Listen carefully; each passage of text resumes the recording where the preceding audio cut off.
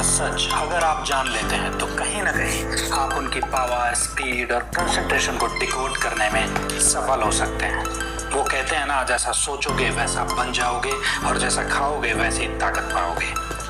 Bruce Lee की पूरी body energy उनके संतुलित आहार और वेरी हार्ड वर्क का नतीजा थी। अब आपको कभी न कभी तो लगता होगा कि आजकल किस खाने में सबसे ज्यादा एनर्जी है, और आज इस वीडियो में आपको ऐसी डाइट और रूटीन बताऊंगा जो ब्रूस ली की फेवरेट थी, जिसमें आपकी बॉडी में हमेशा एनर्जी दौड़ती रहेगी। ये वीडियो काफी रिसर्च के बाद की है, तो यकीन मानो गाइस, अगर हूबहू आपने फॉलो कर लिया तो एनर्जी तो आनी है, माइंडसेट भी धीरे धीरे आपका अपर लेवल का होगा। जी नहीं, ब्रूस ली ओनली वेजिटेरियन नहीं थे। ब्रूस ली की ट्रेनिंग बुक, जिसका नाम the art of expressing the human body के अकॉर्डिंग उन्होंने स्टेक, लीवर, झींगा, चिकन और बीफ भी खाया है। ये सब आपको जो भी अफवाह है। हालांकि Bruce Lee veg and non veg दोनों थे, तो उनके पास बहुत सारे ऑप्शन होते थे एनर्जी के सोर्स के, पर ब्रूस ली को सब्जियां बेहद पसंद थी।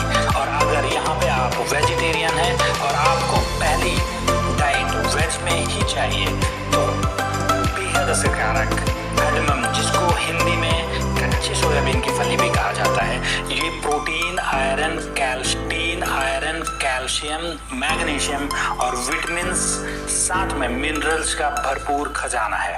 दोस्तों, हम अगर देखें तो वेज में आपको खाने में भरपूर प्रोटीन और विटामिन्स के साथ कई चीजें मिल जाती हैं, पर हम सिर्फ दिखावे या दूसरे इन्फ्लुएंसर्स के ऐड से मोहित होकर पता नहीं किस किस चीज में नॉन वेज में प्रोटीन ढूंढने लग जाते हैं। ब्रूस ली ने अपनी जिंदगी में बहुत प्रोटीन शेक का यूज किया है, क्योंकि हमारी बॉडी को जब खासकर हार्ड वर्क ज्यादा करना हो, प्रोटीन की मात्रा खासकर ज्यादा बढ़ानी होती है। और उन्होंने सब्जी पसंद होने की वजह से वेजिटेबल्स प्रोटीन शेक हमेशा डाइट में शामिल किया है, जैसे हरी मटर, बीन्स, पीनट बटर और एडमम को मिलाकर प्रोटीन शेक पिया करते थे। एक बात ध्यान देने लायक है दोस्तों, ब्रूस ली 2 या 3 टाइम हैवी फूड नहीं लेते थे। वो 4 से या 5 small protein rich, vitamin rich food लेते थे, जिसकी वजह से उनकी बॉडी में बिल्कुल भी आलस नहीं होता था, क्योंकि हैवी मील्स, ज़्यादा हैवी खाने से आपकी बॉडी को डाइजेस्ट करने के लिए ज़्यादा एनर्जी लगानी पड़ती है, और हैवी फूड एनर्जी देने के बजाय उल्टा हमारे शरीर से एनर्जी ले लेता है। इसलिए ब्रूस ली हमेशा अपने इंटरव्यू में हल्के फुल्के और एनर्जी से भरे रहने के लिए कहते थे, जो ये डाइट उनका हेल्प करती थी। ब्रूस ली को कभी भी बॉडी बिल्डिंग का शौक नहीं था, तो सिर्फ दिखावे की बॉडी बनाकर एक फ्रेम में रखी जा सके। उनकी फिजिक को देखने का नजरिया साइंटिफिक था कि उनकी बॉडी एक एक्सप्लोसिव पावर और फंक्शनल स्ट्रेंथ से काम करे, और ब्रूस ली को इसके लिए अपने माइंड को बैलेंस्ड फूड, साथ में एक्स्ट्रा बूस्ट के लिए सप्लीमेंट्स एंड मिनरल्स लेने पड़ते थे।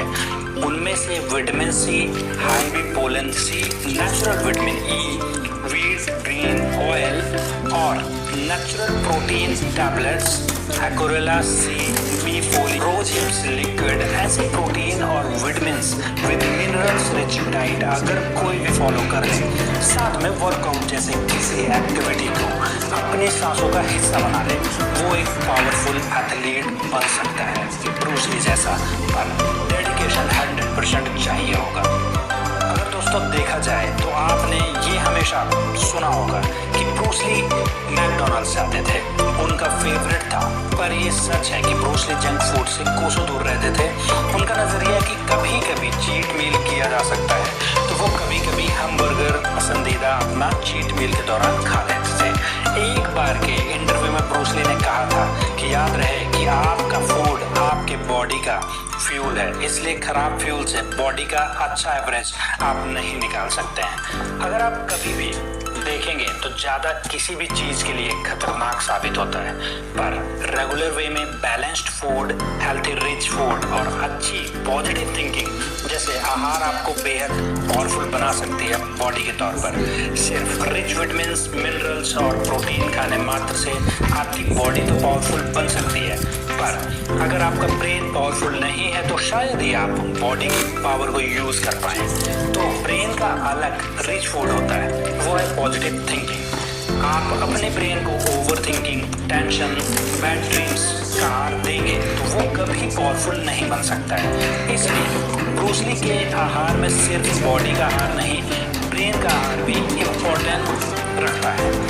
वो कहते थे मैं कभी ओवर थिंकिंग जैसी, टेंशन जैसी चीज़ों को अपनी ज़िंदगी में शामिल नहीं करता। चाय पीने के लिए ब्रूस ली हमेशा तैयार रहते थे। ब्लैक टी और मिल्क टी विद शुगर उनको बेहद पसंद थी। डेयरी ज़्यादा पसंद नहीं थी, मतलब डेयरी प्रोडक्ट उनको ज़्यादा पसंद नहीं थे, पर मिल्क और आइसक्रीम उनकी पसंदीदा में आती है।